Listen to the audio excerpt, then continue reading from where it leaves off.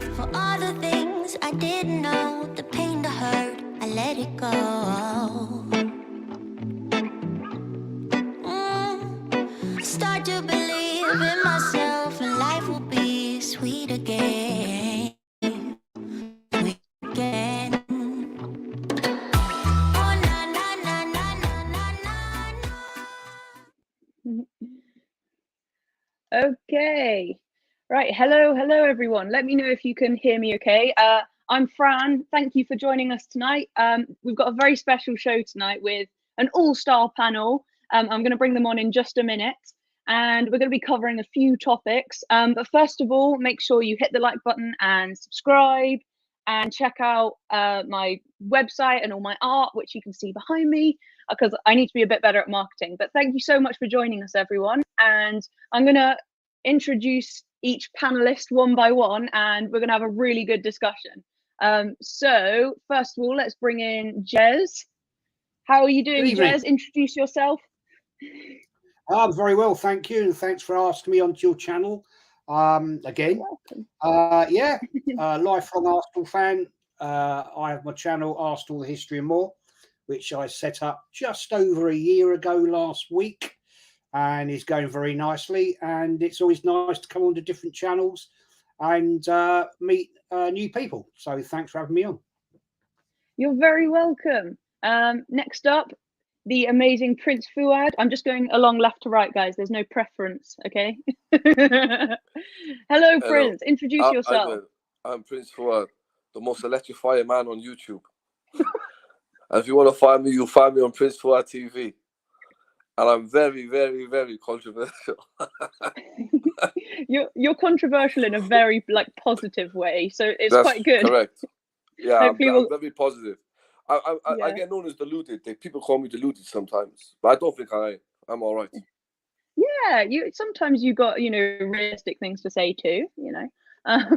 Right. Next up, we have the new and bursting onto the scene, TJ Warren. Welcome. Thanks for having me, Fran. I am the second most electrifying man on YouTube. TJ Warren TV, do weekly preview shows, and on my weekly American Idiot show with our rotating panel, and of course Jez. So thank you for having me on, and looking forward to the discussion.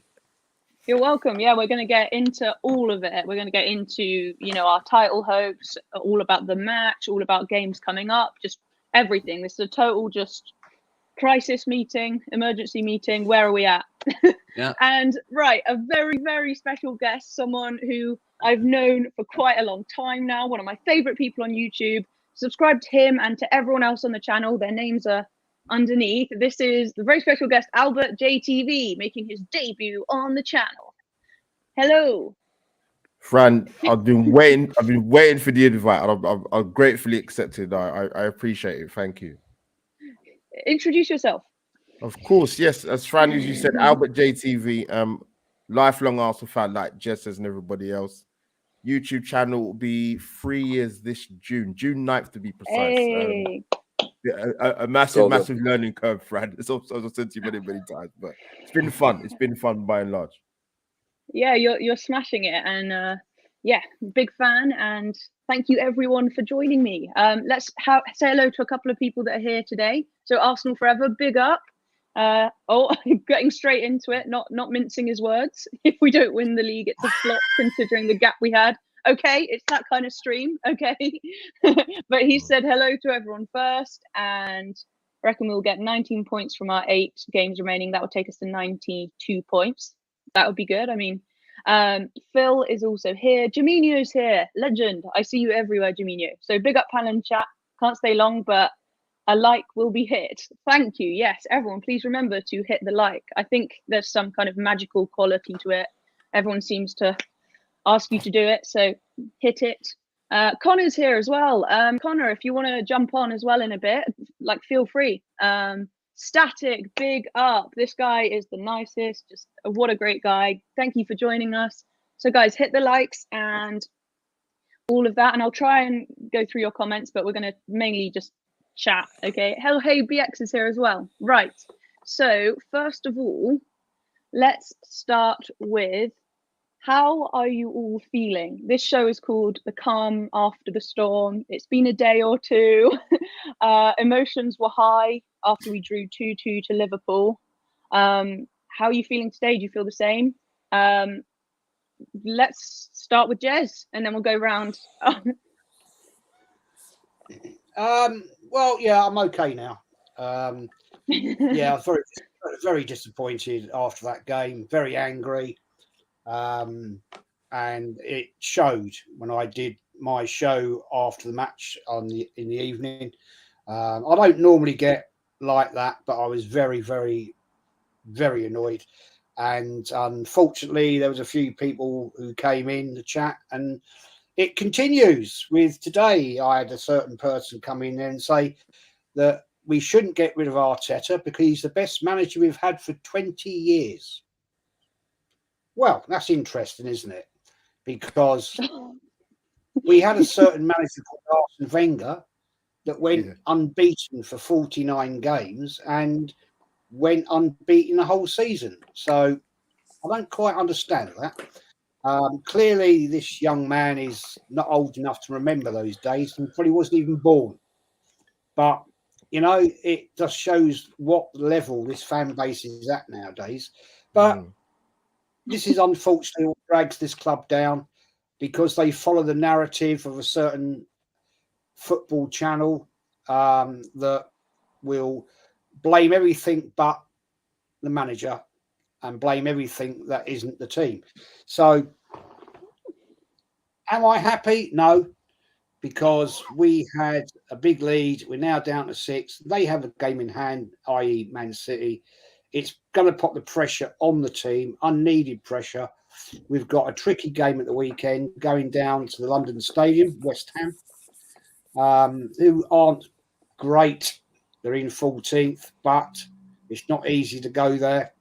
So I'm positive. I still think we can nick this, but it's going to be a long, rocky road now to get it over the line. And but as Prince Fowler said, we have Eddie Nketiah, the saviour, is back. Hail Eddie! There you Prince go. Fuad, how are you feeling? That's a I was perfect vexed. segue. I was vexed on Sunday because we had the game in our hands, you know, and then when you throw away 2-goal lead, it is a bit upsetting. But then we could have took the lead by 3 when Jesus missed out. When Ben White crossed it over and it was a tap in, but he missed it. But I won't blame him for that. But yeah, I was upset. But now I look at it like this. All right, only the end of the season will tell you if it's a point gained or point lost.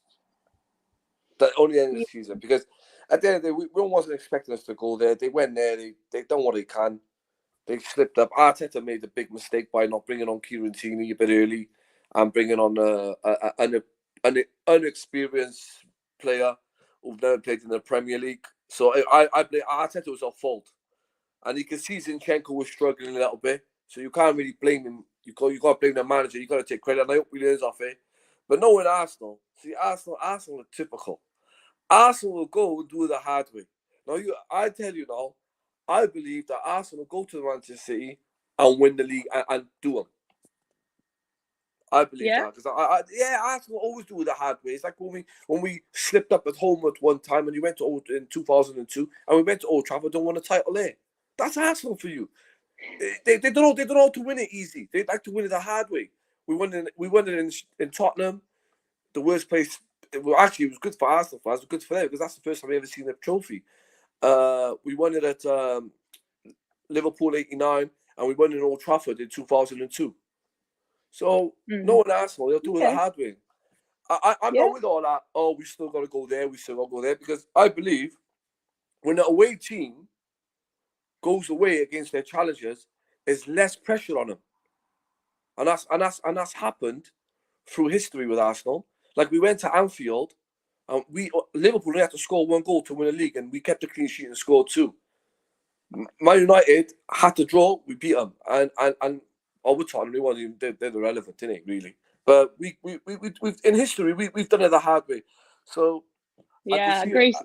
So I hope Grace, Arsenal wake up and win a title for every one of us in this panel, they especially my better. best friend, TJ Warren. And I hope Nketiah scores the winning goal in Man City. Imagine the scenes. Imagine the scenes. Okay. That was a beautiful, beautiful speech, and you give me faith. You know, when I'm feeling down, I like to hear what you've got to say. Gracie May says, on your point, imagine if it came down to an 89 situation again. I wouldn't be able to cope. Haha. Yes. I think none of us will. we'll just all just pass out. We won't make it to the end of the season. We'll just have heart attacks.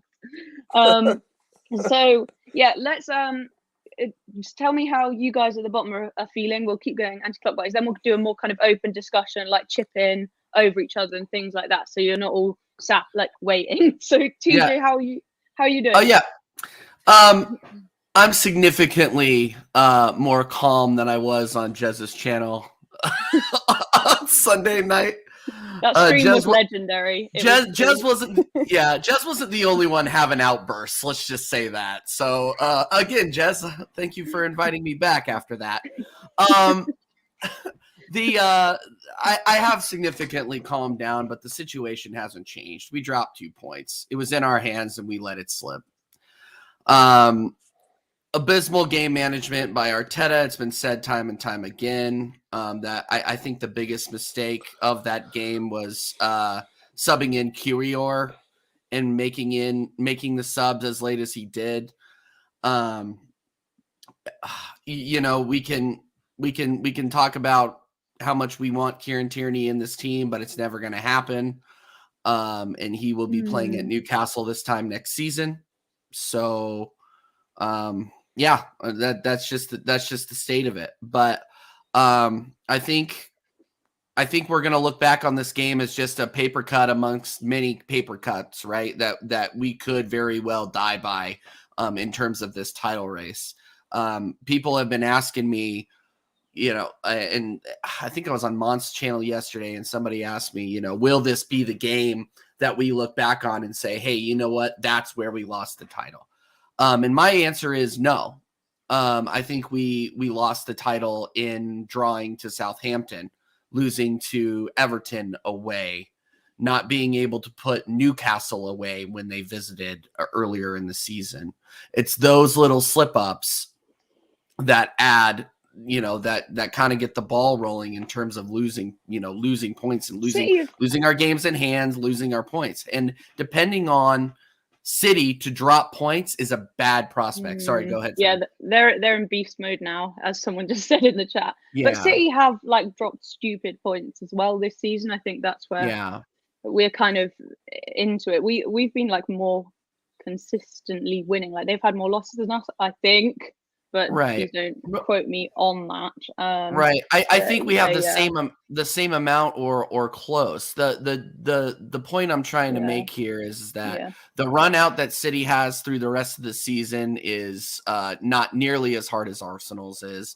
I think we both play Brighton, and then they play us, and then the rest of they play like relegation fodder the rest of the season. And then they just put Bayern in an absolute blunt. So it's one of those things where this is the train that we are trying to stop, and we're gonna have a lot of trouble stopping it. Am I confident that we can at least get a draw out of the Etihad game? Yes, I do believe that we can. But we cannot manage the game away the way we did against Liverpool this weekend. Otherwise we're gonna get put to the sword out there. Yeah. Yeah, Albert, how are you doing? Really good points, TJ. My initial thought after straight after initial thought after the game was disappointment. Really, for people that know me, like I think every Arsenal fan has their team that you want as an individual fan to really, really beat. For some people, it's Manchester United. So for some, obviously, we'll talk Tottenham, but some people's Manchester United. For me, it always has been and ever will be Liverpool. I know some good Liverpool fans, trust me, but there's some that I can't stand. And that's where it stems from for me. So when we beat them at the Emirates, that meant everything. Because it was about making a statement and actually competing in these big games and winning. And the one result I always want every season is to go away to Anfield and win. It's been 11 years. The last time we won there, Arteta was still playing for us. Yeah.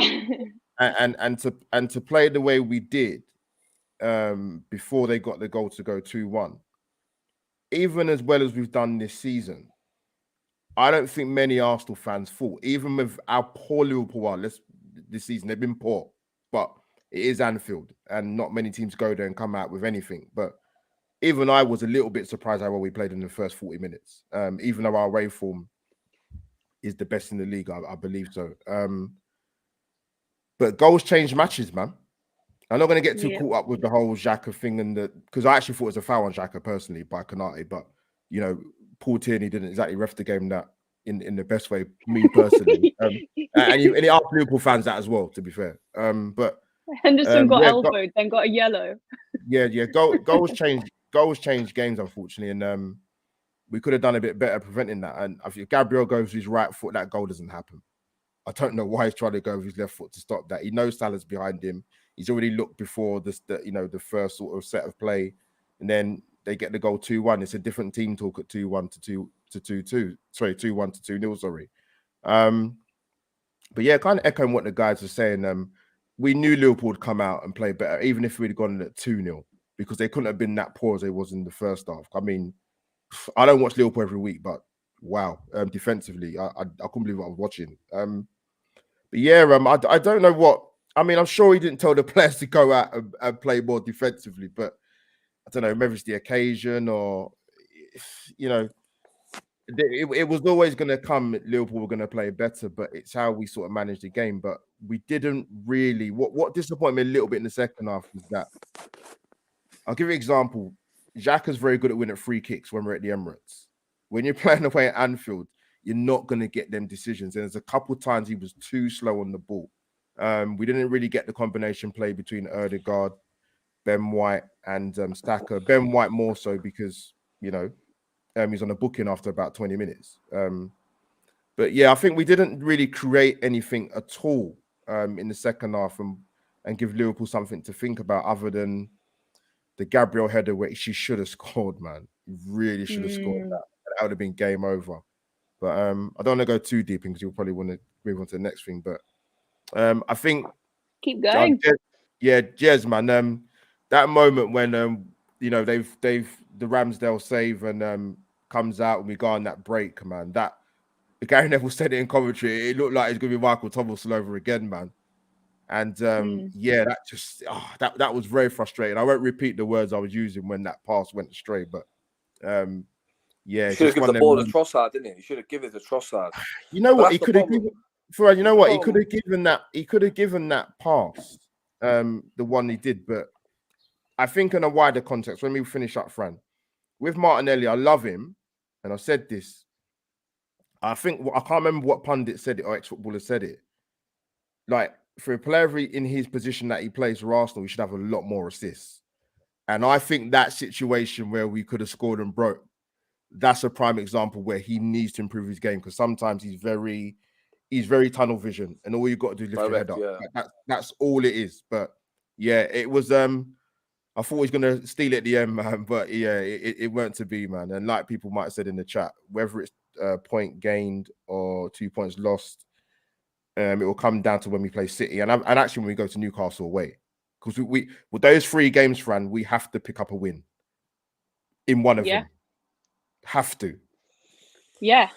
Do you remember Newcastle away last season as well? The atmosphere there was like insane. They were playing they had that song that's like "Oh Fortuna," and all the stands were like black and white. So if we thought Anfield was an atmosphere, St James's Park is underrated. Like, and they're a better side now. They're a better side. Oh my gosh, they're way too good too quickly. They need to chill.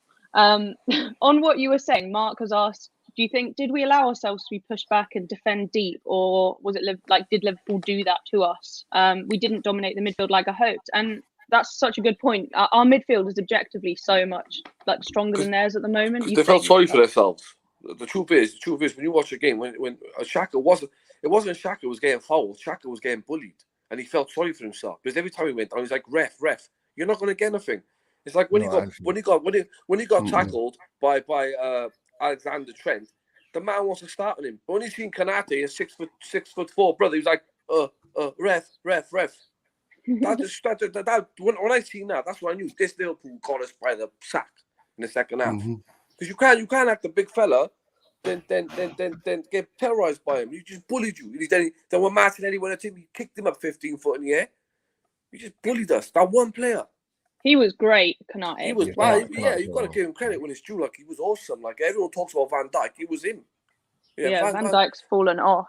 Van Dijk was somewhere, I don't know where he was, but it was because what set it off is when Trent and Xhaka had that little thing.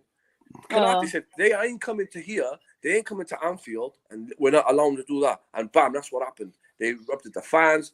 They felt sorry. They're like, ref. The ref was poor, but you shouldn't rely on the referee. You're a professional footballer. You're trying to win a league. But Xhaka, then, he's always done it in big games. You know, when we could have finished fourth with Unai Emery, the man done I'll never forget this game. He done an Undertaker clothesline in the area for Brighton. Last second of the game, we were going to finish top 4. And he done it against Brighton. Unai Emery was like, what can I do? It's out of my hands. Look what he did. The man clotheslined the guy like he's the Undertaker. Yeah, he did a karate kick last season. Like, right. I'm Man City last. Do you know one thing I'm worried about? What? The only thing worries me is if I see Xhaka going to the Etihad Stadium and he's in the starting line, that's going to scare me because you know already what's coming. But is this okay? So this is after one game, right? If before the last game you would have said like he's got to start. He's had like one slip up in one crucial game, and now you don't want to see him start. No, it ain't that because you know you got it in him. See, Xhaka is a type of person. Do you know when you take a woman like you with this woman all your life and then you ask her to marry you, she says no. That's what and then you rely on that woman to be for you for the rest of your life and she says no. That's what Xhaka. You can't rely on him to win the title. Because you know he's going to do something stupid. It's in his DNA. It is. Honestly, it's like, I love the guy to bits. I met the guy. I love the guy to bits. But you know it's in his DNA to do something stupid. You know it is. He always do it. It's like, how many times, like last year he got sent off away at Man City. We got off at Liverpool. And Liverpool. It's in his DNA. I know he's a good player, but it's something he can't help. Like, it's like when you're an alcoholic and you just want alcohol. I'm a chocoholic. I love chocolate. I can't help myself. Did you get lots of to digress? Did you get lots of Easter chocolate? No, I've been working, so. Oh no, damn. But I'm just saying. Thought I'd just calm you down a bit there. Yeah, no, it's just tomatoes. But I've got one. I just think Xhaka is in his blood.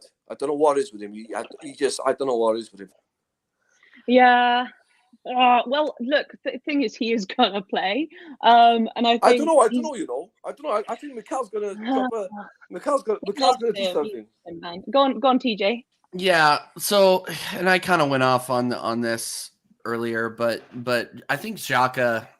We really need to look at Xhaka and his future on this team. I really don't think that he has a place much past 1 or 2 more years here, just because he does have that gene in him that will make a mistake. I call it. Some people call it the bozo gene. I honestly think that if he hasn't learned by now that he needs to control his emotions, then nobody's going to save him.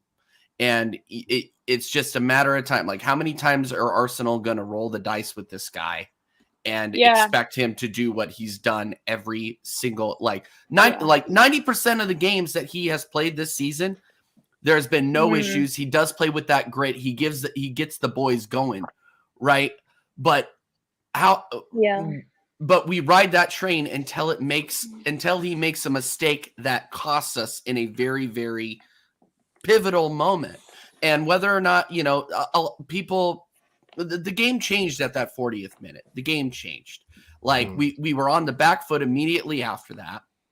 And then, he gets carded up, and then Mikel and White gets carded up. And then Mikel immediately goes into park the bus defensive mode in the midfield.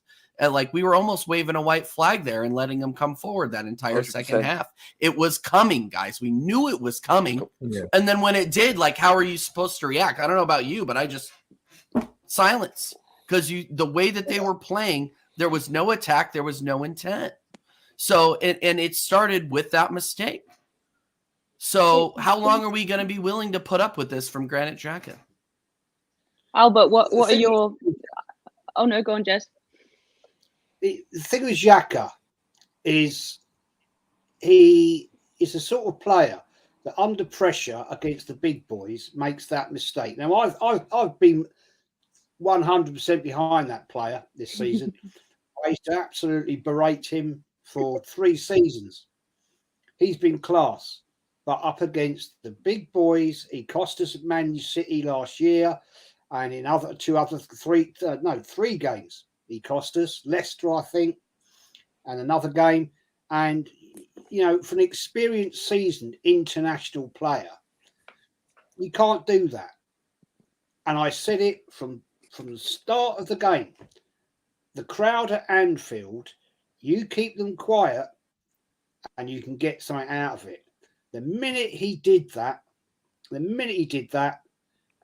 he got the yellow card. The crowd were on his back and they were on Arsenal's back. And then we are up against it. Everybody makes out about the Anfield crowd. Yes, they are fantastic, beautiful people. But when they're down and they're quiet.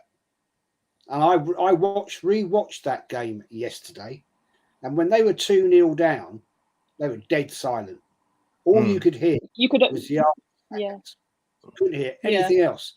And Xhaka is the sort of player in these big, important games that can cost us. And he's got to go again at the weekend. No disrespect to West Ham. It's not the same level as going to the Etihad, Man City. And if he does a stupid mistake like he did last season, then we're in big trouble. We have got to go to Man City and at least get a point. We cannot let the school roll. We can't do it. And one real quick thing, because I saw it in the chat, friend, and then I'll be quiet. I'm not saying Xhaka lost us the game. I was just saying that was the beginning of the end. It was an entire team capitulation. He lost us the game. He did lose us the game. End off, bro. I think it was. I think it was a joint effort in bottling it. But Xhaka's mistake was the beginning of the end. Sorry, I just wanted to clarify my point on that. Is this for real? Sorry, this comment, is this for real? I don't know much about wrestling, but it looks pretty legit. Anyway, sorry. Yeah, Arsenal Luchador looks real legit. Okay, I am actually really gullible, so let's just move on from that very quickly. Taib is saying Mr. Arteta out, and I'd like to know why you think that. I think that's insane, personally. Taib Hussein, bro, the fasting is getting into your head, bro. Drink some water. Anyway, let's move on to the next question. I think we've all thrashed out this Liverpool game. Albert, I watched your preview. I've watched your reviews, and it's kind of the same talking points, really. But now it's happened. We got a point, and now it's kind of like what's coming next. So, and also everyone, thank you so much in the chat. The chat is going crazy. This is like the most people I've had. So yeah, thank you so much, everyone. Hit the like button, subscribe to all these awesome people, and we're going to get into all the rest of it now. So next, I was going to ask, actually, I guess this is a bit about on the future. Is your point, and going forwards, do you think it's a point gained or 2 points lost? That's been going around on the socials. Albert, I'm going to start with you. You've been quietly pondering. Of course you can come to me, Fred. Feel free to jump in though. Yeah, no, it's I said it with our run of games left, whether it's 10, 12 games, 9 games, now 8 games, whatever it was. The 3 pivotal ones. We were on a good run, by the way, before Liverpool 7-7. So that's not bad. That's not bad going. But to me, it was always going to come down to the 3 big away games. And let's have it right. City don't have some walk in the park away games. They don't. I think they've got to go to Everton. They've got to go to Brentford. I'll get their fixture list. and they've got to go to Brighton. Those are not gimmies. I think City will drop points, but they might not necessarily lose many games, if any, to be honest with you. But I think Arsenal just have to take care of business. I mean, 6 points is not a bad 6 points ahead at this stage of the season is not a bad position to be in. I think sort of touching on quickly, obviously just with Liverpool game, just a quick thing is that I think one of the main reasons why a lot of Arsenal fans are disappointed, or to speak for myself, but we've gone to that ground in a number of years and we've been out of the game within the first 15, 20 minutes. Arsenal started that game brilliantly. This is true. And it's just annoying for me personally because this Liverpool's just a thing for me. But yeah, it's unfortunate. But in terms of the games, Fran, like point game, 2 points dropped. Like I said, he can't. I don't think you can really answer at the moment. We went to Anfield and we didn't lose, and that was the main thing. But it's obviously the way the game panned out. But I think, like I said, we got a big game on Sunday against West Ham. I want Arsenal to go there and absolutely put them in the place and wipe the floor of them.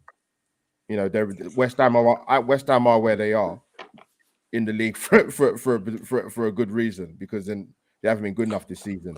And Arsenal need to rubber stamp that. And let's be fair, Arsenal this season have started games pretty well, home and away. With a lion's share of their games this season, and that's all they have to, and that's exactly what they have to do on Sunday, and take it away from West Ham. So, there it was.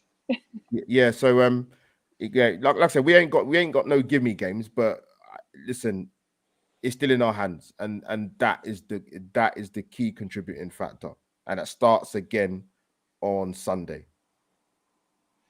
Yeah. I think we'll beat West Ham on Sunday quite easy. I think it'll be an easy game, not because nothing from West Ham. I think they're playing away on Thursday and they're travelling back and they're playing Sunday. Yes. Fresh ass. Good point. Good point. Yeah, so I think West Ham's on the Southampton's going to be a dodgy one for me, even at home, because for some reason we always struggle against Southampton. Yeah, I went away to Southampton to watch it, and that was a miserable afternoon. Like, it was raining. Yeah, they were proper physical. They brought it to City as well in the first 30 minutes. I did a watch along, and I was going, they still haven't scored. City still haven't scored. But yeah, it could be tough. I think in the Emirates, you know, the last time we beat Southampton away, guess who scored the winner? Then you know who scored the winner last time we beat Southampton away. My best friend. Spot on, Jez. Nah, but I just think going into the City game, you know, because we got to play West Ham, Southampton, then we go into the City game. If we win in 2 games, 9 points clear. So I think that's going to be a less pressure on Arsenal. It'll be more pressure on them, because they got Leicester, then they got Leicester, and then they got an FA Cup game. And we play Friday the 21st. On our Wednesday, the following week, we play Man City. So we could be 9 points clear going into that game. So I look at it like, if Arsenal wins them 2 games now, I can't see him going into that game with pressure. I think Man City will be pressured. And I like Albert just said there, Everton away, it's going to be tricky. Because they got to stay up, you know. It's going to Everton away. It's going to be tough for Man City, Brentford away, and Brighton away. They have Fulham away too. Fulham is not an easy game either. Yeah, Craven Cottage, not easy. Craven Cottage is not. Yeah, and so everyone's just looking at it from Arsenal going away to Newcastle, but then Brentford have already beat Man City in their grounds. Mm-hmm. So then, you know, like Albert just said today, you know, he's spot on. Like when they go to Brentford, the last game of the season, they haven't no walk in the park.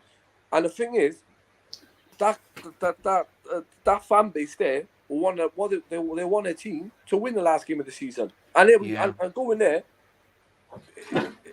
I know they're not the biggest club, but their fan base, they don't stop singing. They're like Palace. You know, look at when they beat us the first game last year. They never shut up. So I hope anything can happen, but it is tough games for everyone, for the 2 sides, and everyone's getting it twisted. Like Man City, I know Man City are on fire to beat Bayern Munich, but then when you go away to Bayern Munich are capable of doing that too. So Yeah. the league, though, the league. But let's just hope that Leicester has a new manager bounce, like they got against us, innit? Like Everton. Yeah. Yeah, didn't Can you guys hear me? Can you Yeah. hear Yeah. me? Yeah. Okay, because I can't hear any of you. I haven't been able to hear you for the last 5 minutes. So geez. I'm gonna leave the studio and come back in. I'm very sorry. Technical difficulties. You guys carry on. TJ, you Yeah. can host. I had the same thing. Happen to me earlier. StreamYard's acting really, really weird. No, I wanted to say something on Prince's point, and then I wanted to maybe hear from Jez on this too. I think the Arsenal fan base is, and myself, I'm guilty of this too, is looking at looking at Man City's schedule and being like, okay, well, they could maybe lose points there, maybe lose points there. I just hope, yes, I just hope that, you know, my view on this is it's 2 points dropped. I said it earlier, but I really, really hope the mentality in the Arsenal dressing room is don't look over there. It doesn't matter what is going on at Manchester City. We have to control what we can control and beat West Ham away, put them to the absolute sword. Then do the same thing to Southampton. Get the goal no difference mercy. Get the goal difference up. Play 100%. Play our strongest lineup every single time, because we cannot control what Man City does, but we can control how we react to the situation and go out there and just get these guys, you know, bend these guys over a barrel, if you will, as they say in the States. But Jez, what do you think? I think get your thought on that. I think you just hit the nail on the head there. I'm not interested in who Man City are playing. I really don't give a care in the world about it. What I care about is Arsenal going out with a strong mentality, and I can see this being a situation where both teams have got tricky games coming up. Games. And I don't want this coming down to goal difference like it did in 89 when we had to go to Liverpool and win 2-0. That's not going to happen this year because we're not going to play our competitor at the last game of the season. So we can't make that comparison. But it could come down to the last day of the season. We've got Wolves at home. And they've got whoever they've got. I don't know who they've got. I don't care.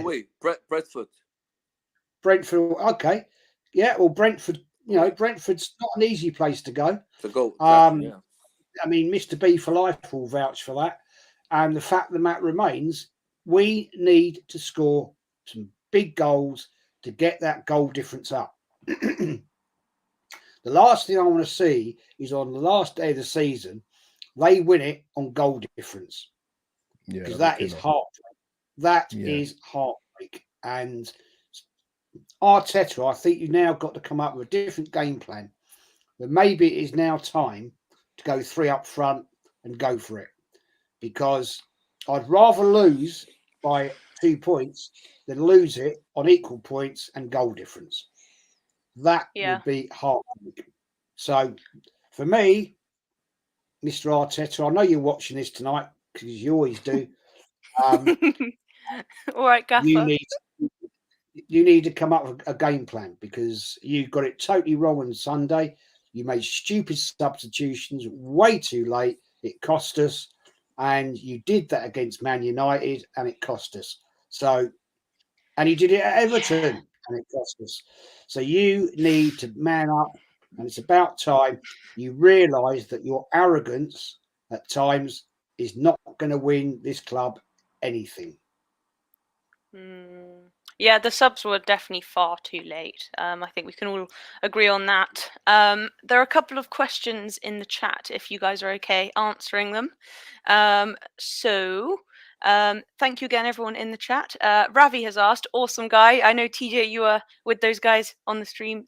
We've met this really cool little group of Liverpool fans, and they're like super sound. Yeah, incredible Unbelievably. Group. Incredible group. I can't believe we found some rational Liverpool fans. So Ravi asked, do Arsenal have the mental strength on the last day of the season? What do you guys think? Yes. Okay. Next I want question. to hear what Albert has to say on that, because I already have my reservations, especially after what we saw on that documentary last year. Like they have not shown that they can win big games sometimes. But Albert, what do you think? Yeah, I mean, if I'm going by last season when I went to Everton last game of the season, we know what happened in the penultimate game of the season. But yeah, a season is a long time in football, is it? So we're in a better position than what we ever thought it'd be. But hopefully it doesn't come down to the last game of the season. But going back to what Jez was saying, it probably will. And you're right. In terms of '89, I was very young, but even the run of games we went into before that last game against Liverpool, we almost threw it away, man. And obviously Anfield happened, and the rest is history. But yeah, Arsenal do have the mental. Listen, Arsenal have had a lot of tests.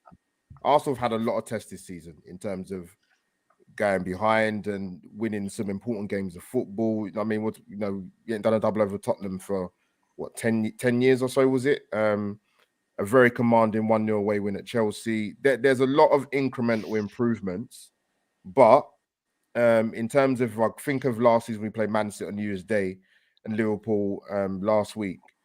Can't win big games of football in 40 minutes. You've got to have a more complete performance. Yes, you ain't got the God-given right to go to OT and Etihad and Anfield and win these games, but it needs to be more of a complete performance. There's no point saying we play well for 40 minutes and we lost or we drew. But that will come. That will come with this team because, come the summer window, which we'll touch on with Fran a bit later on. But yeah, Arsenal have the strength. Arsenal do have the mental strength to do it, 100%. Yeah. Okay. Can I address Phil real quick? Sorry, just real quick. No. Be kind. Phil's like I will be kind. An I will OG. be kind. I love Phil. I will be kind. Phil, I will gladly eat my words if we win. I will gladly do it. I will put my hands up and say, you know what? I should have had more faith. I should have been less apprehensive. If we win the trophy, my friend, I will gladly get a grip. Gladly. All right. No, but that means you'll be listening to your teacher. I've been trying to educate you. Oh gosh. Not Sorry, Prince Fran. Fuad, Professor Fuad.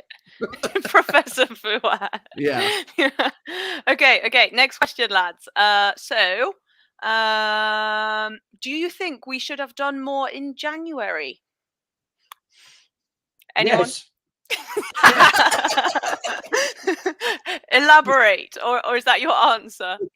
No, it's blatantly, Fran, it's blatantly obvious. I know. I'm just, fueling the fire. Well, I think you've turned the oven and all the hobs on, personally.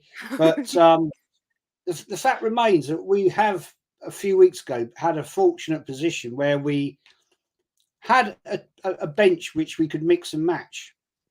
But that still doesn't patch up the holes. We have a centre-back in Rob Holding, who he's done decent in the last 2 games, but he's still not the levels that we need. Everybody's talking, we're going to qualify for the Champions League anyway, which I'm sorry, I don't accept that, as I don't accept coming second, third, fourth. That means you've won nothing. The fact remains, if we go into this Champions League, which I'm confident, obviously we will, we have got to spend some serious dollar. Yeah. And we still have 2 players that haven't yet signed a renewal of their contract. Xhaka and Saliba. Yes. And yet we're talking about offering an extension to Xhaka. Now, I will live with that. I will live with it. Because on his day, he's a decent player. And he has been very good this season because he's been playing as an attacking midfielder. And that's where he plays for Switzerland. And that's his position. central midfielder, defensive central midfielder, he's rubbish. He gets himself in trouble, gets his legs all up in knots, and he gets sent off. But we need midfielders, and we need another world decent, I'm not going to say world class, but a world proven central defender, because we could be, let's put it on the table here, people. Saliba could be gone. Dare I see it? Kieran Tierney, I'm convinced, will be gone. Yeah, it's looking quite likely.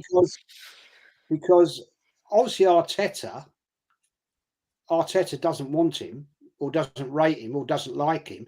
And this, how many times have we seen this with Arteta? If something doesn't go right with the player, they're outed.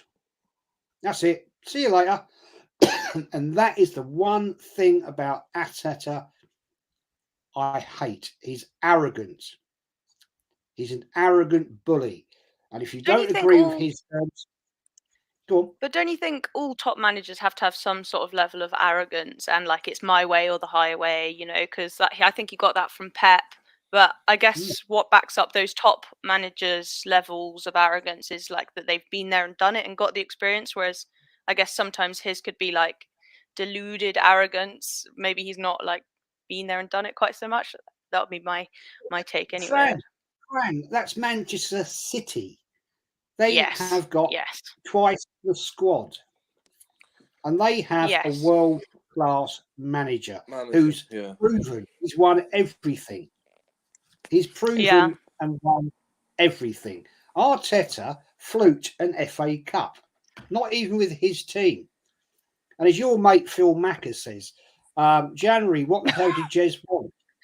Phil's like stirring beef. He's causing ruckus in the chat. I don't know what's got into him. He's not. He's putting respectful comments in, but I just don't think I'm just joking. He's saying he's a life. You know, he's been around Arsenal for a long time. He mentioned being at the Southampton game when Wrighty made his appearance, his debut. Well, big up to you, mate. Well played. Well done. I'm happy for you. No, Phil, I don't trust. The process is over. Process. There is no process. What? Arteta has had his process. He's now trying to actually deliver. How long, Phil, does a process go on for? How long? Tell me, Phil, how long does a process go on for? Albert, I'd be interested to hear your thoughts on the state of the process. 8 years? I mean, sorry, Phil, I don't know you, but you're talking absolute crap. You're another one of these people who you accept mediocrity.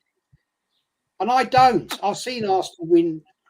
Mate, I'm sorry, but I saw Arsenal win the double in 1971. So I've been around this club a long time, and I've seen people that don't accept rubbish. But obviously you do. And I'm sorry, mate, people like you are going to kill this club. Fact. Don't be mean.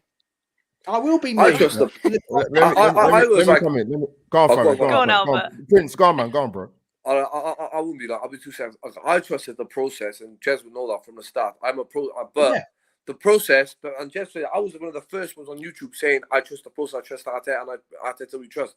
And I was the first one on YouTube before everyone else come on and said it. But I'll be honest with you, the process is over because when you're at the top, you've reached the target. What process you want about? You've got to deliver it now. Because after that's a decline. Yeah. Fact. Think of it like that. Yeah. I hear what Jez is saying. You know what it is. I think I get it. Like football's it's an emotional game and whatever. So you see, with for example, Fran, we spoke about this a lot. Getting a little bit off tangent, but we'll come back to your main point. Is with the social media aspect of it, and yeah, I get it. You can't help when you're born as an Arsenal fan, but that's why you never really see me. For example, Sunday was a good example. Really, really disappointed after the game, but I just leave the Twitter cesspit to get on with it, and they can tear each other to shreds and whatever. And then they are Arsenal fans, but they are Arsenal fans, by the way. and we are top of the league, and we have got a point at a ground that we're not particularly very good at. Yes, the way it manifested, fine, but I hear what Jez is saying because I see it a lot. Yeah.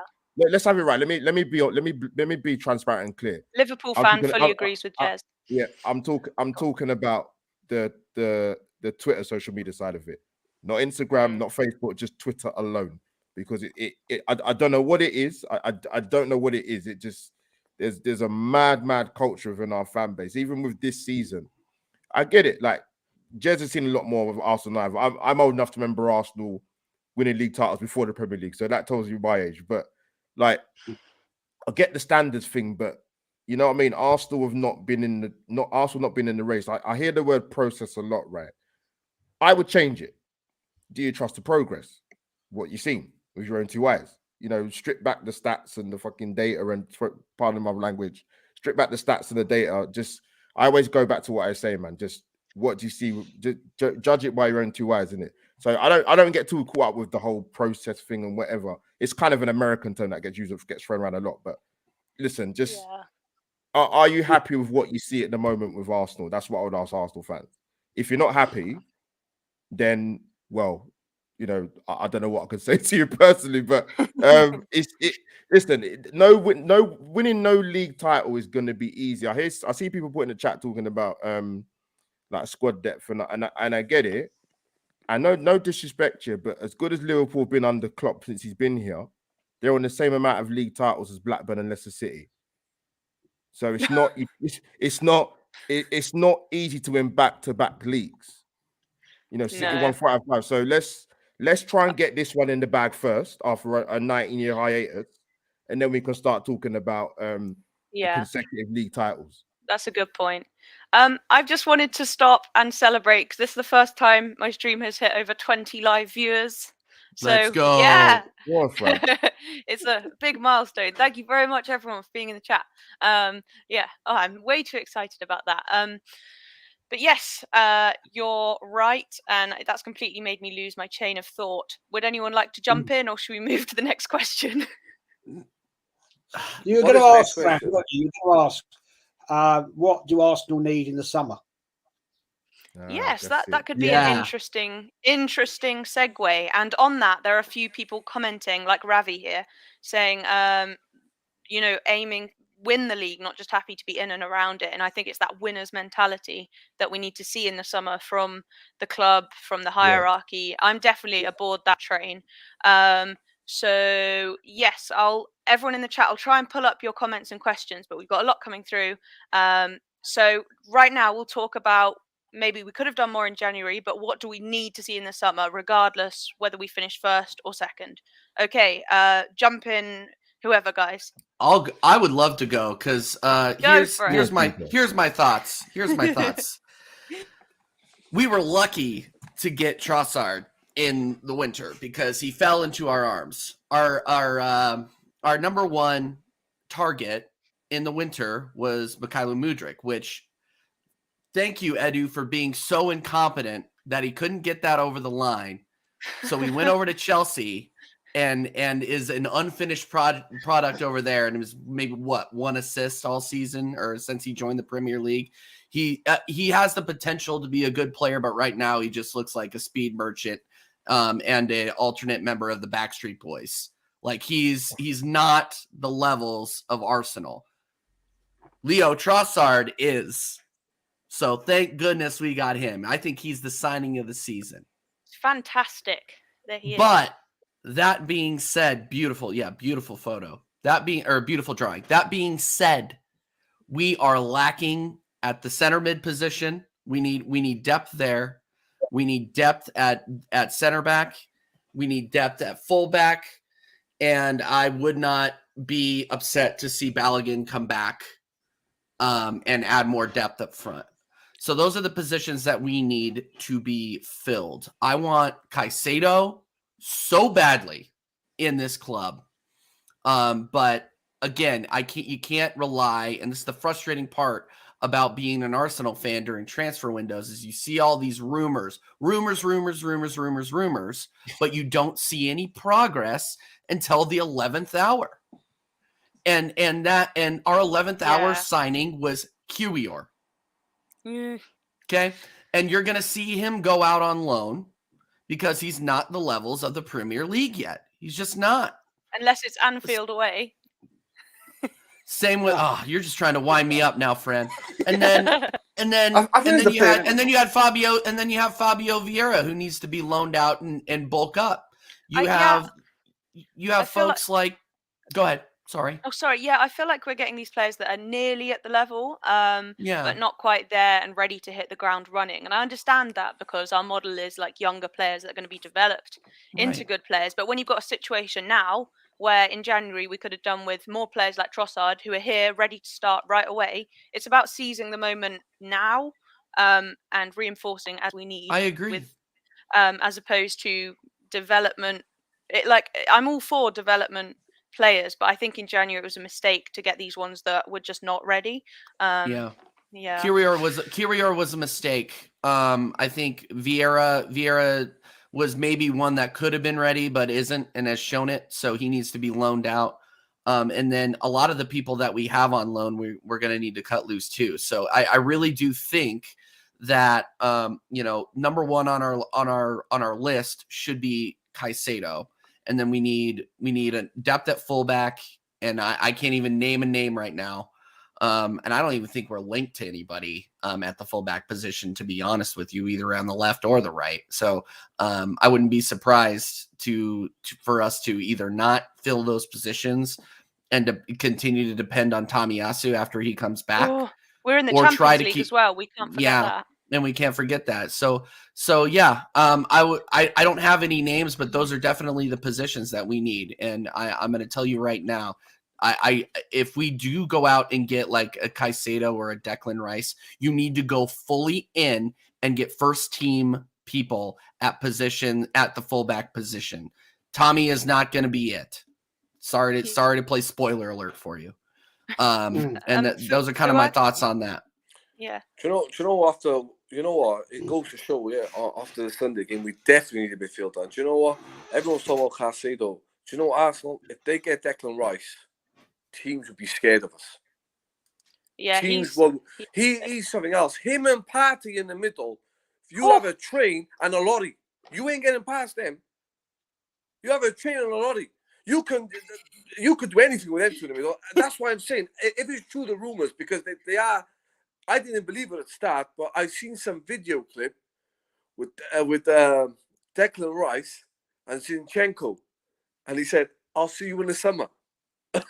Hey, no way! Yeah. Also, did you see the Zinni. clips?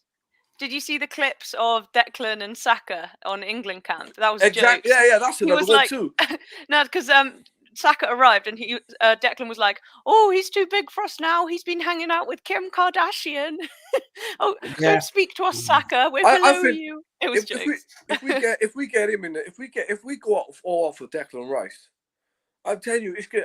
Next season would be strong because apparently there's rumours going around Arsenal saying that Xhaka was offered a contract, but they put it on hold. That's the rumours around. Just go and get Declan Rice. You know, if you're going to ship out some players, like obviously some of the players now are worth money. It's like, I know people ain't a big fan of Holden, but if they put Holden in the market, you're going to get like 30 million for him. You put Nketiah in the market, you're going to get 30 million for him. So it's not like they're not going to miss out. Teams are paying that money now for these players because regardless if the fans don't rate him, Rob Holding was a number one target for Newcastle at one point.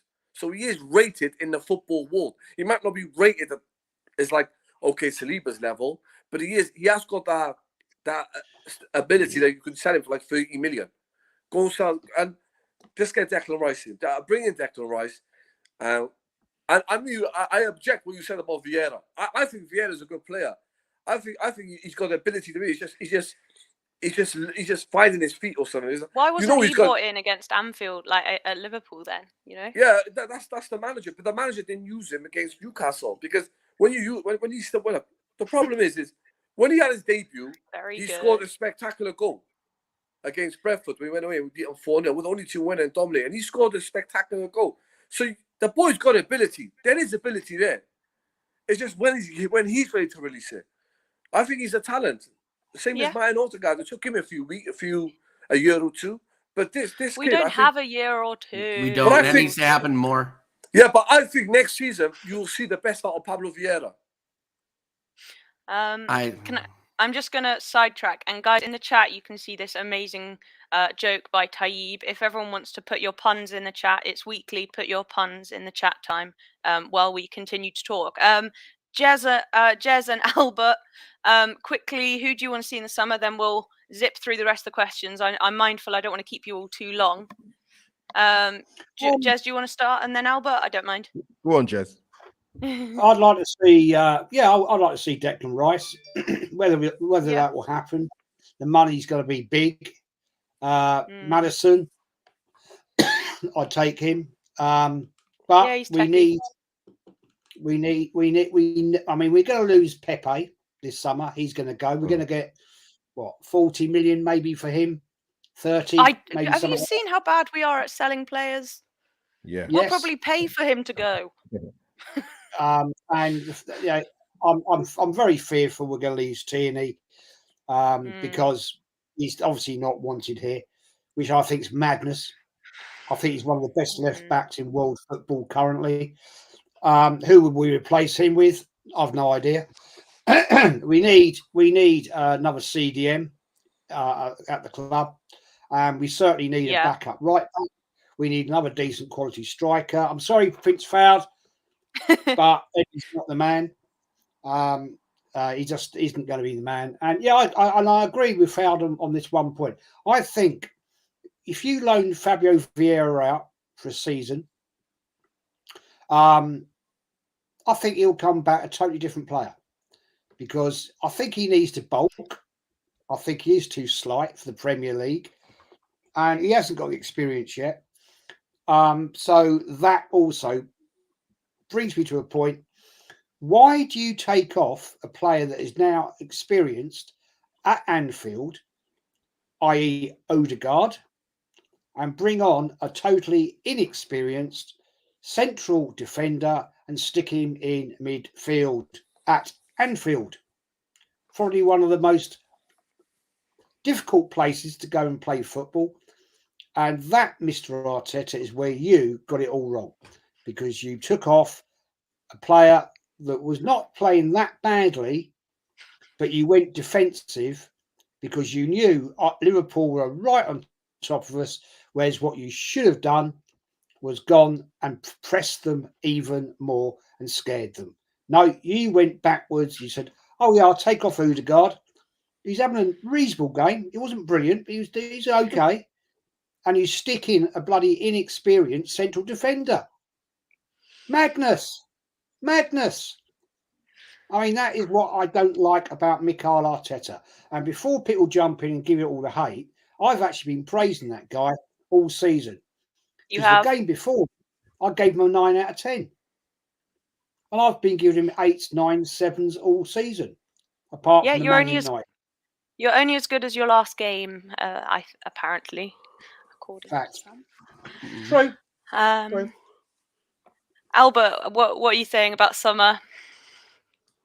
Yes, you know what? For the first time, because I've heard it for many, many years that it's a big summer for Arsenal. I've heard that for so many years. No, this season's a big summer because we actually are back in the Champions League. But do you think it actually will be? Yeah, it will. It has to be. Of course, it will be, because when we're going for the league, hopefully, touch will get it done, and Arsenal back in the Champions League. All the other seasons before, we's playing European football, Europa League, but let's be honest, it's not the same kudos as it is in the Champions League, is it? Do you have faith though that the Cronkies, for me, this is a make or break season for them to see if they really mean business or not? Well, the problem we've got is Arsenal. Like, for example, with the Declan Rice links, for example, if you win a league title and you still can't get your number one targets, then there's a major problem. There's a major problem. I actually listen. I would drive to West Ham and bring Declan Rice here tomorrow. But if you ask me the question, do I think we're going to get him? Kidnap. If you ask the question, do I think we're going to get him? I don't think we'll get him. Why? Because one, I've always thought he'd go to Chelsea, but I think things change in football and that might not happen. But his best mate's Mason Mount and whatever. But anyways, but I think if you just ask me the question, yes or no, I just don't think it's.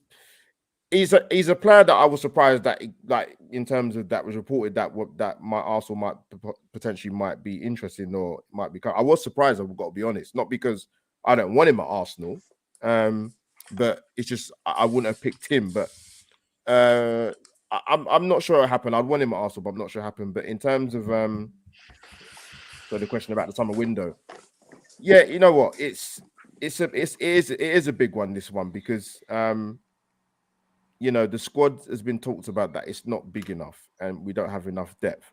That is clear to see. In terms of the central midfield area, I don't know what it is of Arsenal, because this is not a new thing. We cannot seem to get a player that plays in the central midfield areas. Why is that an issue? I don't understand it. So I'm not talking about any other area in the pitch. I'm talking about specifically centrally. Big up True Gooner. Yeah, we went into this season knowing we needed a central midfield player. We didn't get one. And then we sent, you know, with that forget that if that there's more chance of me becoming the next striker for Arsenal than Austin. Why? And I'm Nigerian, so I'd want him at Arsenal, but no. I agree with you on that. We're not getting him. I agree with you. I just don't get. Don't get carried away. We ain't getting in, man. I know, but what annoys me is why we aren't in for the players of this ilk. It feels like we're still in like a second tier where it's like, oh, those sort of players are for the Real Madrids and those guys. Whereas if the Cronkies were serious, they have the money to be able to be in for them. But that's what I'm saying. With this summer, it's different because we're back in the Champions League. So you can attract. But why aren't we in the conversation for Osimhen, Bellingham? You know, but that's a question you have to ask the Cronkies. I don't know why. I'm asking them. I'm asking you now, Josh. They like you know where they like to go shopping, the Cronkies, in the old Peckham market of only fools and horses. That's what they do. They go little. They don't go up to Harrods and that. They go Aldi, not Waitrose. They go Aldi and Little. We'll never. Do you know what? That's one player I know we're definitely not getting. His price tag, and Napoli won't budge. Yeah, and Fuad's made a good point. Napoli are very difficult. They're very difficult bro. We ain't getting to deal with. So that's right.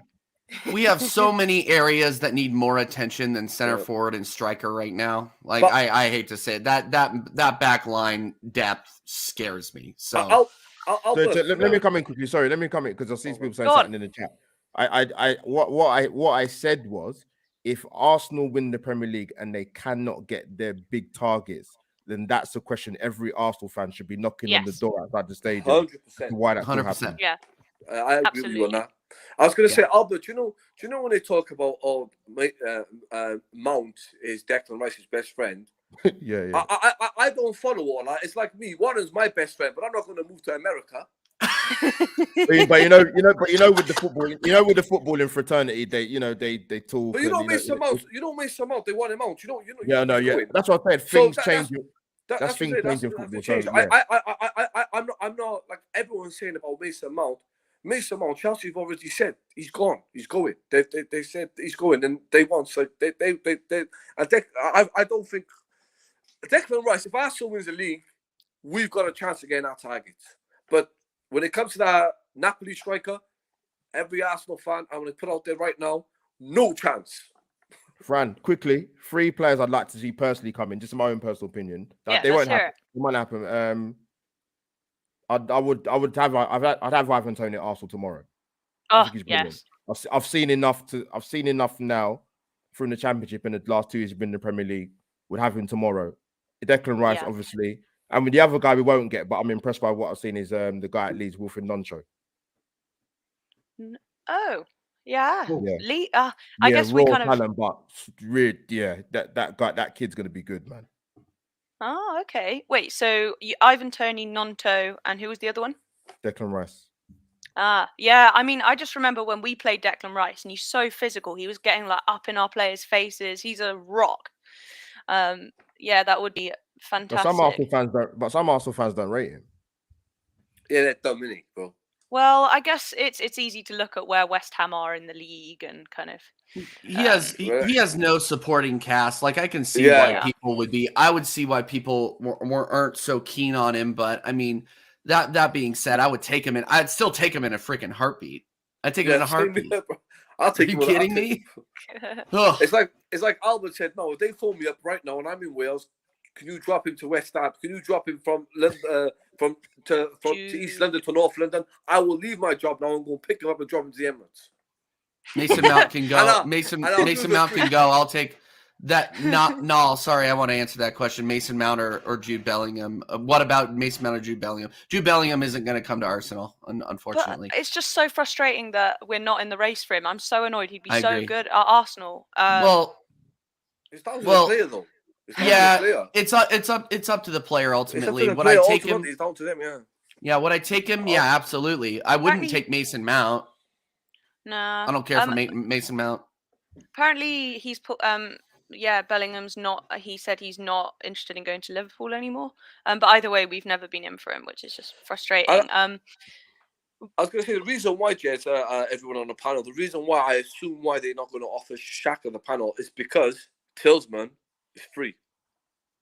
Can you see that they're looking to and Arsenal, they live a free bargain. We've been linked to Tielemans for like 2 years. Well, he's free now. You don't have to pay for him. We upset Mr. B by even suggesting that we would like Tony. We're He's an Arsenal fan. He's an Arsenal fan. We're not the only club, trust me. Big up True Gooner in the chat. Excellent channel. Everyone needs to go and subscribe to that guy. You play, is it semi-pro football, True Gooner, Josh? So he really knows his football stuff. I'd love to have you on sometime soon.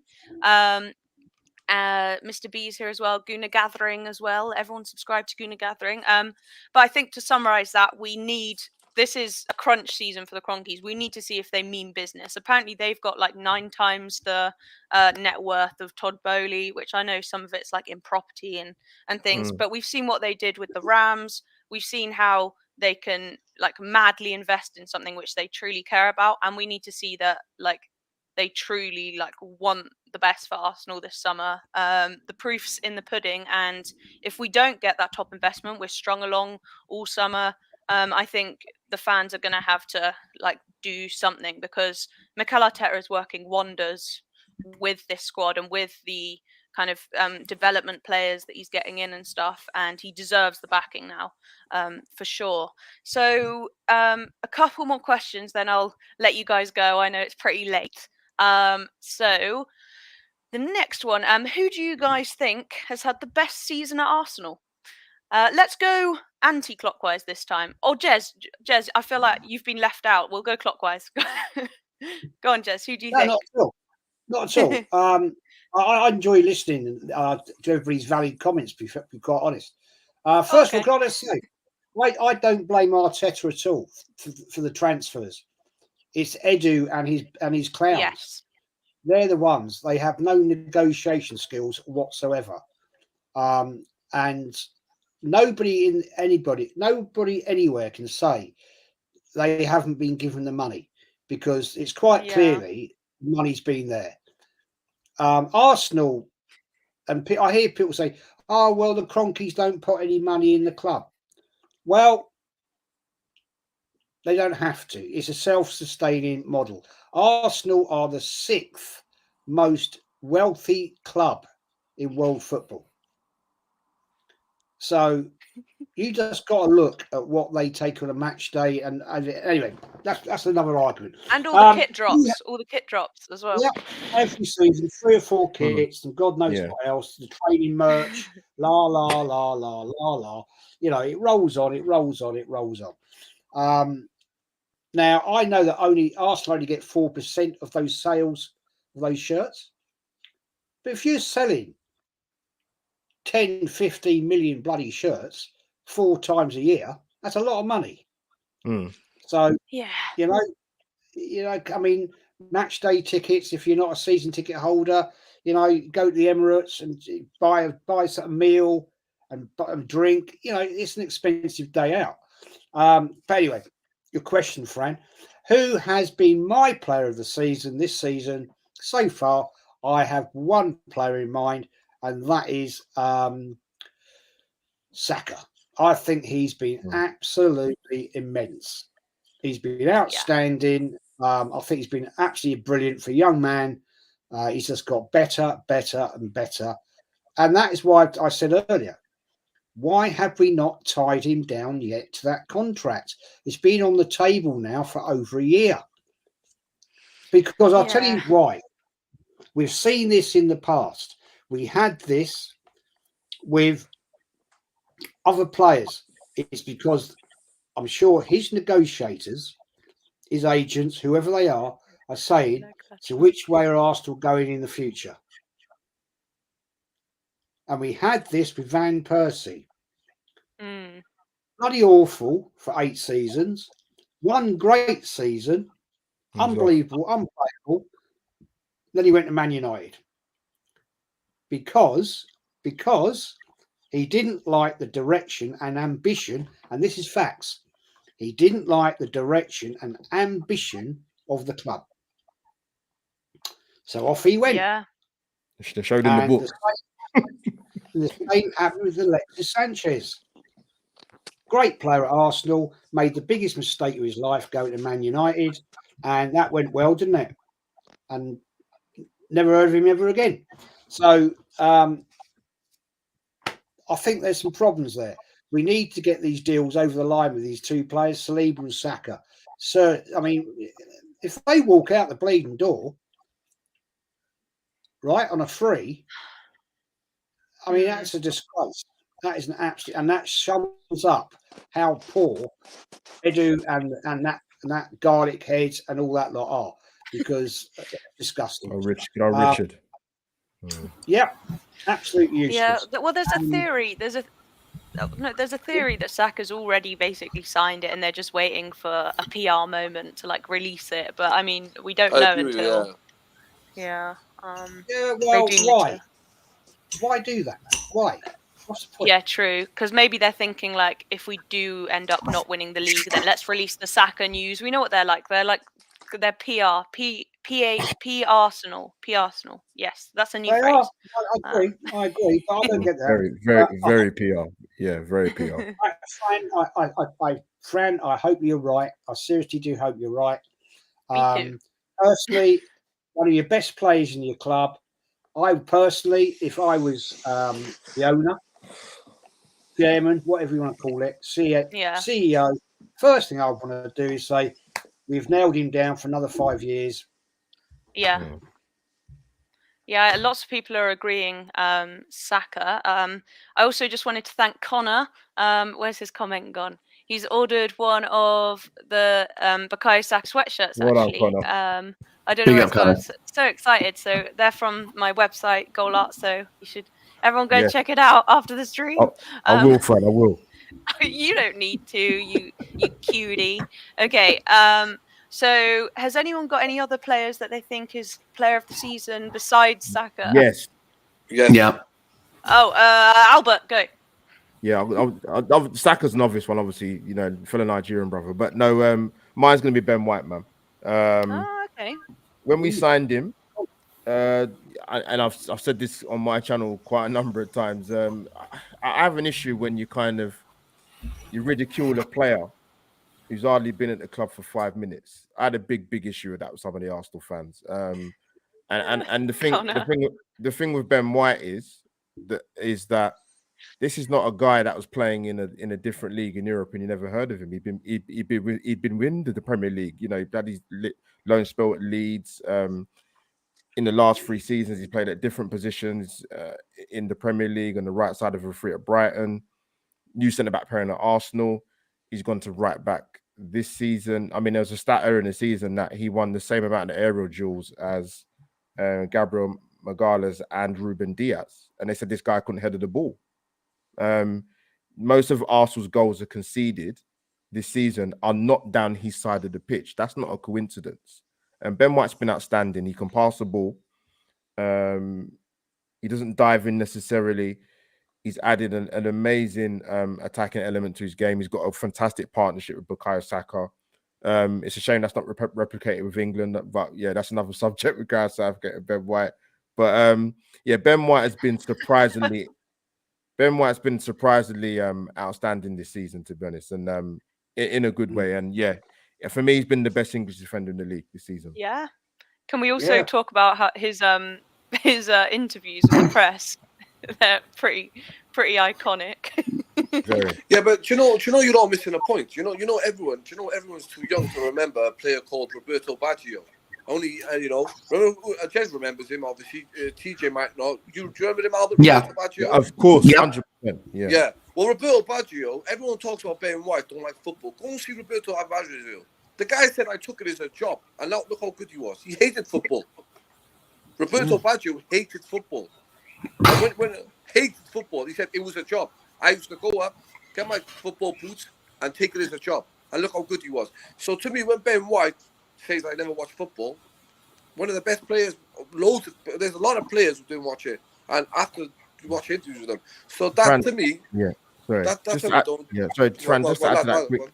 Yeah, sorry, just to add to that quickly, Fran. Sorry. One thing I got to say, like, Jez, I don't know what your thoughts are about this, but I think there's quite with some Arsenal fans. I say some sections. There's a snobbery with players. So when Ben White was kind of getting in the neck, like he wasn't part of a defensive unit at Arsenal that has been awful for years. He'd only been at the club not even a calendar year, and I thought, give this guy a chance. Listen, because he come from Brighton, it wasn't snazzy enough for some Arsenal fans. Where did we get Nigel Winterburn from? Where did we get Lee Dixon from? Like, go and do your history. Like, I don't understand this for some Arsenal fans. Like, there are players that play within the league, or in maybe in the championship level, that can come up and actually be beneficial to the club, and he has been more. 100%. You know what, bro? I'm gonna give you a round of applause for that, bro. I'm gonna give you a round of applause for that. I love Ben White, bro. I'm a massive Ben White fan. Yeah, where you been all my life, bro? Yeah. I love this. I mean, a new bromance. I remember when we signed a certain David Seaman. Thank and you. I remember when he joined, and people were going, why have we bought him? Why have we bought him? He then goes on to be one of the most iconic goalkeepers at Arsenal and become England #1. Thank you. Well, we bought him from QPR. Yeah, exactly. QPR. Yeah. Well, Good why? point. Well, because actually he was the understudy to John Lukic at bloody Leeds United. Exactly. And when David Seaman came in, John Lukic went back to Leeds United. I mean, I mean, Albert, mate, you're bang on, my friend. You're bang on with that. Yeah, he has an annoying habit of tending to do that. Albert was on Radio 5 Live recently, wasn't it? I was, but unfortunately, I was on after the second leg against Sporting Lisbon, literally straight after the penalties. Yeah, so it was it's quite a sore one to go on after that. Yeah. Oh, classic. So, does anyone else have another player of the season? Thomas Partey. Okay. Oh my God, I can't believe it. I absolutely agree with TJ. Yeah. Mark the calendar. We agree on something. Thomas Partey. Thomas Partey for me too. He look, and when and I'm not going to throw any stats at you. I'm not going to do the only stat that matters is that we win when he's in the lineup, we lose when he didn't, or draw when he isn't. 100%, bro. He is the midfield general, and without us, I mean without him, we are lost in the midfield. Yeah. Like and that's all you need to say about it. I mean, I've had this debate going with Man United fan who's more valuable to their team, Casemiro at United or Partey to Arsenal. I say they're about even because without Casemiro, Casemiro can't United can't win consistently without Casemiro. Yeah, it's true. He's a big miss for them. So those midfield presence at CDM are absolutely key in Arteta's system. So I say Thomas Partey. Do you know why I say Thomas Partey? I was watching it with my Liverpool fans, the game, innit? And do you know what they were saying to me? What he said? He said, why did Klopp not buy effing Partey? That's when Liverpool fans are telling me that, I'm like, like Liverpool fans I was watching would say, yo, he is the best midfielder in the league. It's you know, when he went to Anfield, just watch what he did. They could not. They stayed away from him. They knew. Kanate bullied everyone, but he knew you come to Partey. He's Not in the digging you second up, half. he controlled the game, or we would have lost it. He controlled the midfield. He controlled the game. Partey controls the game. That's how good he is. And if you put someone, you could put anyone next to him. The guy's immense, man. That's why I'm confident when we go to, if Partey's fit to Newcastle, because last year Partey wasn't fit. So they come on, and we go to Man City, Partey's fit. Going with a fit Partey makes me confident. Because he's something else, man. I'm telling you, the guy's something else. He's phenomenal. He controls the game. Yeah. So, I wouldn't give it to him, though, because of all the controversy and stuff around him, I feel like. Gunner 9, United have been winning without Casemiro, that's true, but look at the difference in play. Look at the way Man United plays with Casemiro and without him. What happened to him against Newcastle the other week? This afternoon now. Yeah. Right, shout out a few honourable mentions, then we'll quickly go through your most disappointing player of the season. Right, honourable mentions, I think Sir Nick is right. Gabriel has been an absolute mountain at the back. Him and Saliba's partnership has just been incredible. I think it's so nice, as Phil says, that he can't remember a season where we've had so many players up for player of the season, a mark of how good we are for sure. And that's been the thing this season, really. Goals by committee. I think I'd also put in Ramsdale's effect overall on the team. Like the confidence that he emanates from the goal is just something to behold. Especially those last saves at Anfield were amazing. Who else got an honourable mention? He's been a few games this season. He's gone under the radar. Ramsdale. He's pulled off some. I'm goalkeepers union though, because I play in goal when I've done football and for hockey, and what he does is it's fantastic. So yeah, not underrated for me. I'd probably put him up there. Absolutely. Anyone else? Yeah, I totally agree with that. I mean, any other honourable mentions? I think Ramsdale got player of the match against Spurs away. I'm sure he did, even though we won 2-0. Yeah, because he made some big saves, man. Yeah, he's so good. He should definitely be England's number one. I think. Like, part of it, at the beginning it was kind of like, is it just that he's got this massive persona, but can he actually deliver? And I think he's proved he absolutely can. He's Gabriel. really. Yeah, Gabriel as well. But they say he's being well. I watched the game against I watched Everton and Man United on Saturday. And to be honest, if Pickford wasn't in goals, all them saves he pulled off, they would have lost like 11-0. Gabriel is being criminally underrated, according to Connor. Fair comment. Fair comment. Yeah. Some more goalkeeper questions. So, are you guys particularly disappointed in any signings or like first team players? TJ. Oh no, but go on, Albert. I just saw TJ flexing. No, go Albert. Go Albert. I'm gonna see if you say what I say. I feel like I've been interrupting a lot, so go ahead. That's right. No, I'd probably say it's hard because he's been injured. It's a shame because he did well last season when we bought him, Tomiyasu. But since the first injury, we just can't get him back to any consistent level. And when he does play, he looks a complete shadow of what I saw last season, which is a shame. And I think some Arsenal fans probably are at a point with him where we might have to look at another option because we can't keep him fit. Yeah. Totally agree. Anyone got anything other to say? I think that was a very good point. I agree. I'm not going to say Eddie and Nketiah, okay, Prince? So calm down. Fabio Vieira. Disappointing people, Jez. And I think Fabio Vieira has definitely disappointed. And has, he was brought in to be this, wonderkind CM, or at least that was how Arsenal brass were framing it, bringing him out of the Portuguese league. I just think that this kid does not have the levels to be in the Premier League, and he shows it. He's like a ball lost in tall grass out there some games. And he has had a couple of bangers in the Europa League group stage. He scored that screamer I think it was in the second game of the Europa League group stage. He did a great goal.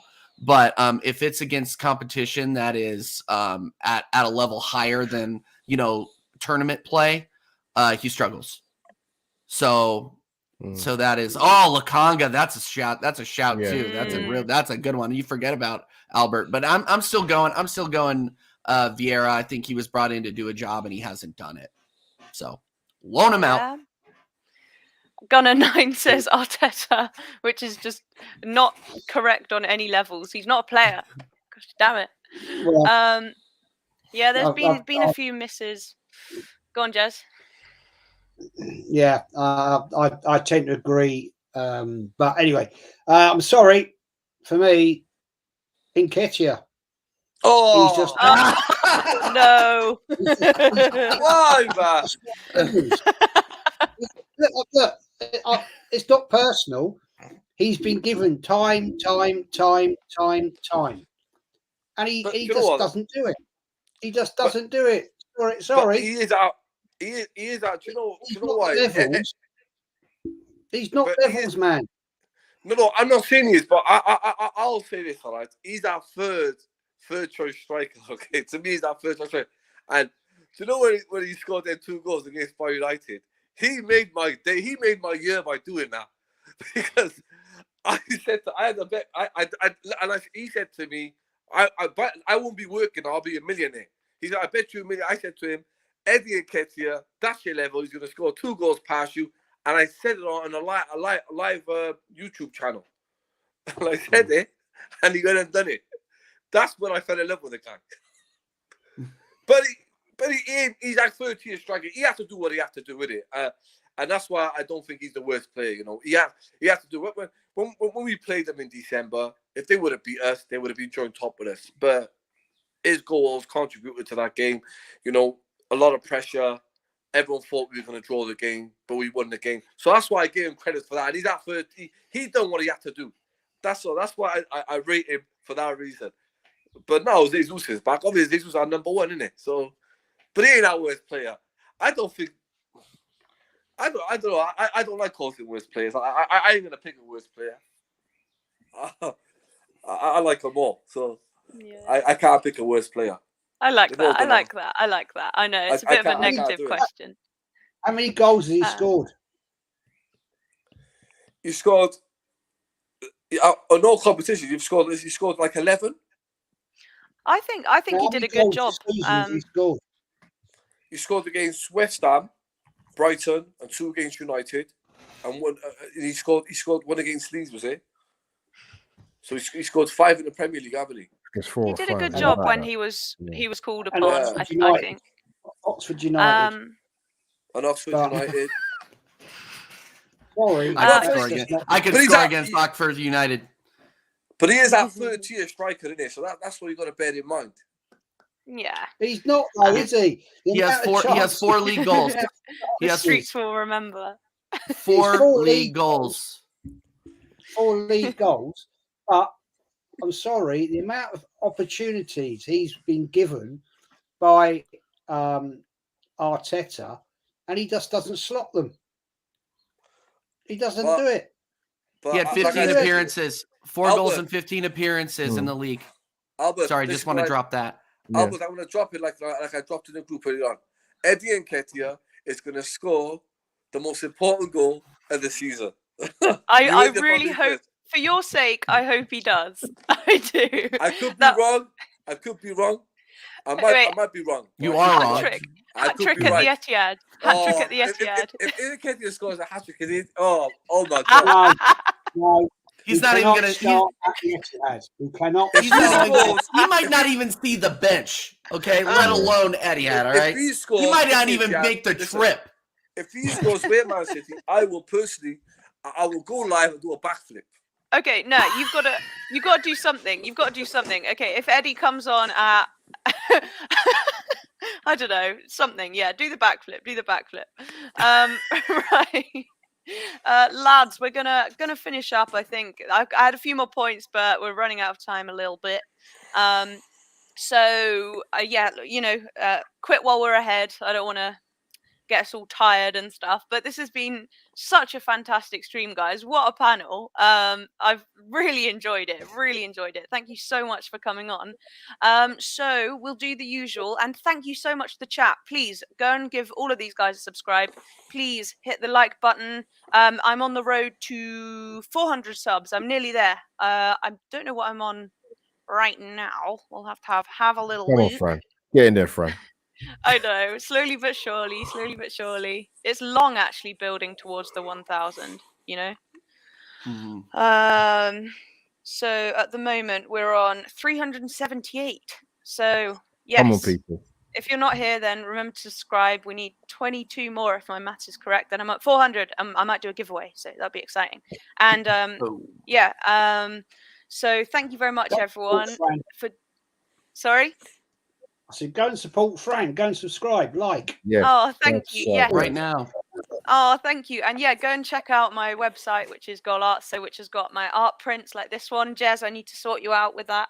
And this recent drawing, which was commissioned by Trossard's wife, massive. Yes. And the streetwear behind. We've got lots more of that coming. It's really growing. I need to try and get the word out there. I'm normally very bad at marketing, but yeah, do please go and check it out.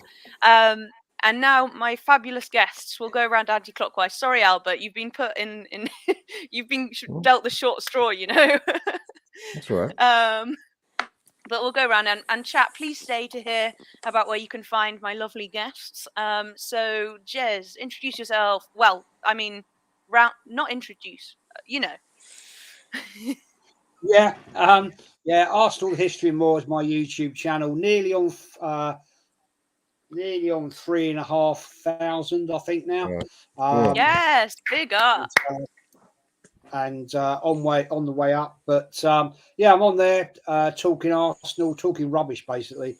But I do get lovely people on that are here. Tomorrow night I'm on at 6 p.m. with Lee Gunner, Kenny Ken, and TJ coming on. I do history channels, history shows.